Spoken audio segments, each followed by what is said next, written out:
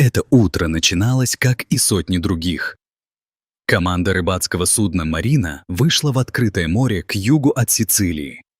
Волны были спокойными, солнце пробивалось сквозь облака, а капитан Рикардо, опытный моряк с загорелым лицом и множеством морщин от ветра и соли, пил свой утренний кофе, когда один из матросов закричал с палубы, указывая в сторону странного мусорного пятна, медленно дрейфующего недалеко от лодки. Сначала все подумали, что это обычный пластиковый сгусток. Их здесь встречалось все чаще. Но когда они подплыли ближе, тишину прорезал тонкий прерывистый звук, словно кто-то пищал, захлебываясь. Именно тогда команда поняла, что это не просто мусор, а настоящая ловушка из сетей, веревок и водорослей, в которой что-то шевелилось. Моряки заглушили мотор и осторожно подошли, чтобы не распугать возможное живое существо. Один из них первым наклонился и, едва раздвинув сети, отпрянул назад. Под слоем водорослей был детеныш дельфина. Он лежал почти без сил. Его плавники были обмотаны толстыми лесками, а дыхание становилось все более редким. Один глаз был наполовину закрыт, усталость и страх читались в нем отчетливо. Вся команда поняла. У них есть считанные минуты. Лука, самый молодой матрос, без лишних слов нырнул в воду, держа в руке острый нож. Его движения были быстры и уверены. Он знал, что промедление может стоить жизни. Пока он аккуратно срезал лески, остальные держали сеть, чтобы не дать ей снова стянуться. Вода хлюпала, руки дрожали, но работа шла медленно и тщательно. Ни одна петля не должна была остаться. 20 минут казались вечностью.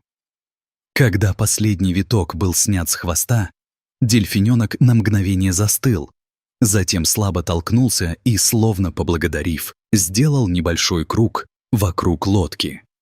В его взгляде капитан Рикардо увидел не просто животное, а отражение тех самых примесей страха и надежды, которые всегда таятся в морской дали. По возвращении в порт история разнеслась мгновенно. Местные газеты писали о спасении, люди приходили благодарить команду, а капитан, который прожил 40 лет в море, признался, что никогда прежде не видел таких глаз. В них было столько боли и одновременно такая живая благодарность. Биологи из ближайшего морского центра дали совет по реабилитации. Если встретят еще одного пострадавшего, нужно действовать осторожно, записывать координаты и оперативно информировать службы. Команда Марины уже не выглядела прежней. В ящиках на палубе теперь лежали дополнительные перчатки, ножи и длинные багры, а на борту повесили аварийный набор спасения морских животных. Инцидент стал толчком к более масштабным изменениям. Рыбаки соседних деревень объединились с волонтерами и организовали субботники по сбору старых сетей и мусора, а власти усилили контроль за утилизацией рыболовных отходов.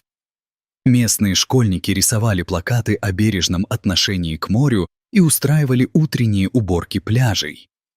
Для экипажа Марины это было не только делом совести, но и уроком. Океан дает и может отнять за доли секунды, и от каждого из нас зависит, станет ли его дар безопасным. Дорогие друзья, если вам понравилось видео, поставьте лайк, а также подписывайтесь на канал, где наши авторские истории выходят каждый день.